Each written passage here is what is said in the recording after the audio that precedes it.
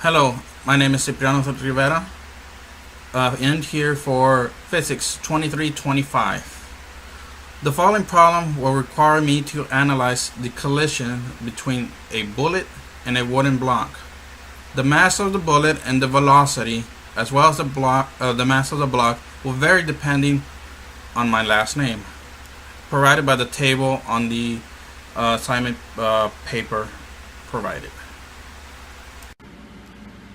Next, part A of the problem calls for me to calculate the final velocity due to the collision of the bullet and the mass of block. The equation is the mass of the bullet as mass 1, its velocity, over the combined mass of the bullet and the block. I'll use the values from my table for both the mass and its velocity over the bullet mass and the block mass. Do my calculations, and it comes out to the final velocity of both the bullet and the block mass is 10 meters per second.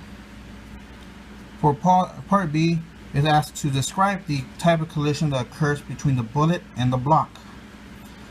Well, after the end result of the collision is in which the bullet lodges into the block of the mass, and it continues, or both objects continue moving and do not separate. It comes out as a solution as an inelastic collision. Now for part C, the question asks for how much heat is generated as a result of the collision.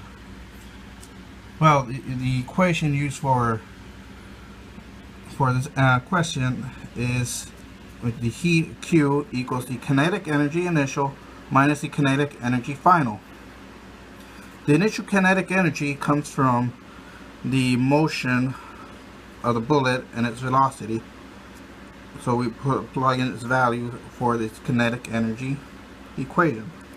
Now the kinetic energy final would involve both the combination of both the masses of the bullet and the block and their final velocity, and set up in their equation. Now I plug in their values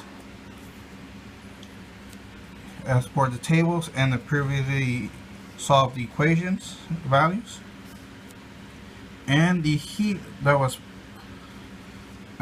produced in the end is 950 joules after all the plugging and calculations.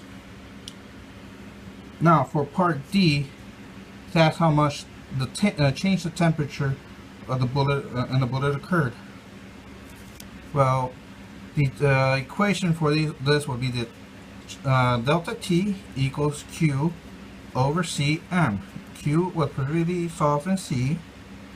C is the specific heat of the bullet, which C equals 128 joules per kilogram Celsius, and the mass of the bullet. So I enter my values, do my calculations, and my end result is 148 degrees Celsius change in the bullet. Now part E is asking, taking into account the coefficient of kinetic energy, what is the acceleration of the block?